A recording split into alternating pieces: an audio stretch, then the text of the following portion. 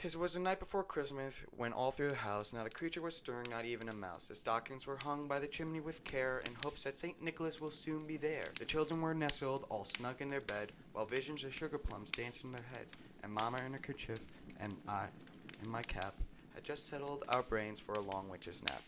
When out on the lawn there arose such a clatter, I sprang from the bed to see what was the matter. Away to the window I flew like a flash, tore open the shutters, and threw up the sash. The moon on the breast of new-fallen snow gave luster of midday to objects below, when to my wondering eyes should appear but a miniature sleigh and 8 reindeer, with a little old driver, so lively and quick, I knew in a moment it must be St. Nick. More rapid than eagles his coursey they came.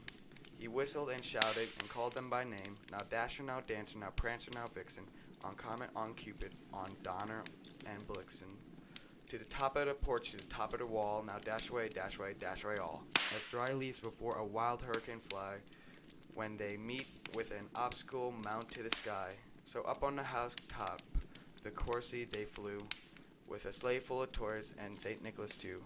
And then in the twinkling I heard on the roof the prancing and pawing of each little hoof. As I drew my head and was turned around, down the chimney St. Nicholas came with a bound. He was dressed in all fur from his head to his foot, and his clothing were all tarnished with ashes and soot.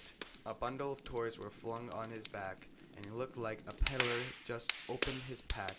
His eyes, how they twinkled, and his dimples how merry. His cheeks were like roses, his nose like a cherry. His droll little mouth was drawn up like a bowl, and the beard on his chin was as white as the snow. The stump of a pipe he held tight in his teeth, and the smoke encircled his head like a wreath. He had a broad face and a little round belly that shook when he laughed like a bowl full of jelly.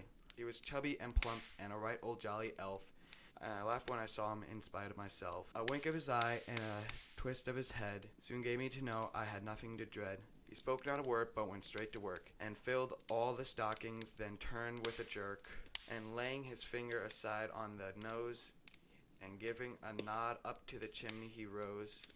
He sprung to his sleigh, to his team he gave a whistle. Away they all flew, like a down of thistle. But I heard him exclaim, ere he drove out of sight, "Happy Christmas to all, and to all a good night." That was literally the hardest thing I'd done.